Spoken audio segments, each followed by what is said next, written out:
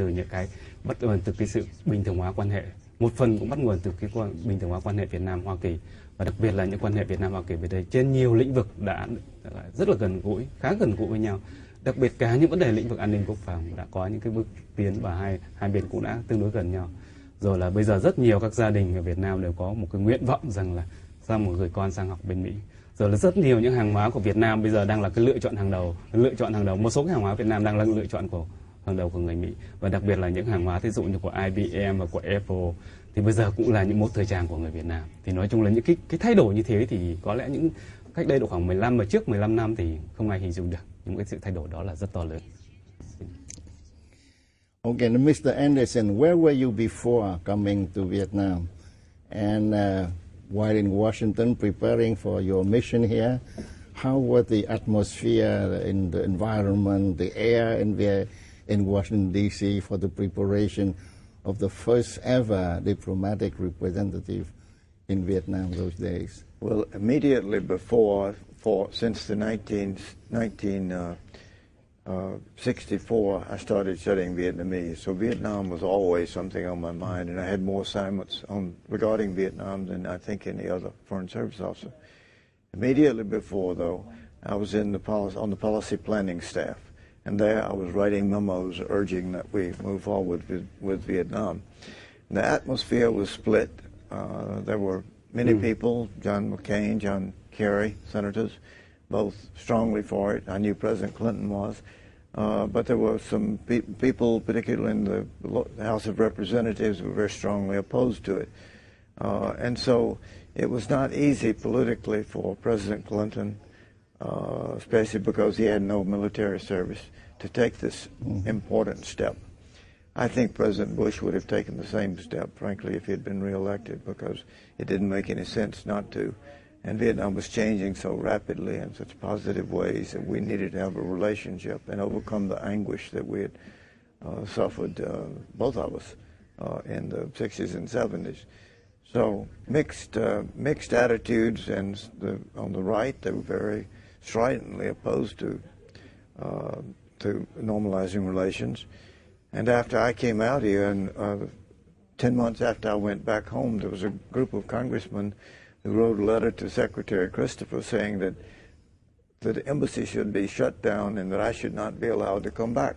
It was illegal, all of this. And so I called the lawyers in the State Department, and they said, get out of town quick and get back to Hanoi, don't worry about it. So it was a mixed picture, but I think that American people generally strongly supported it, and certainly the President did.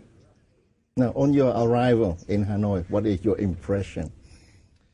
Well, my impressions of South Vietnam were 23 years old, so I knew a lot about what the countryside would look like. It's very similar.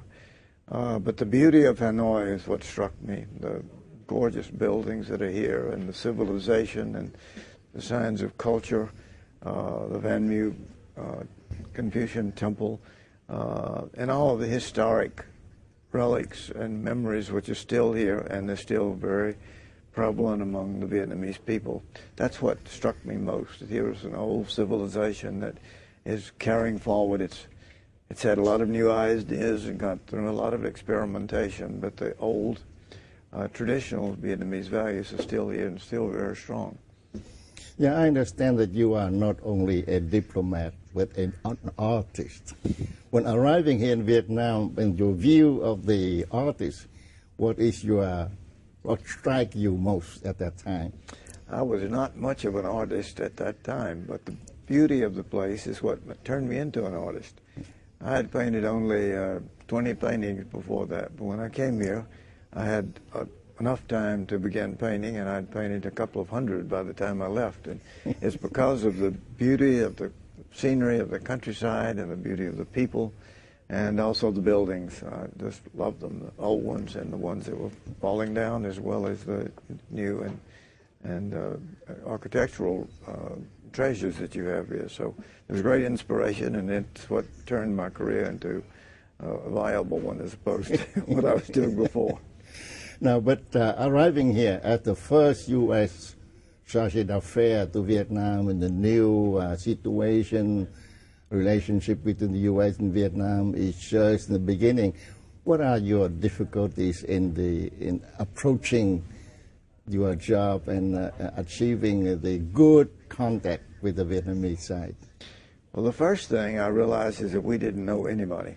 I mean, we'd had a liaison office for a few months, and they knew a few people, particularly in the Ministry of Foreign Affairs.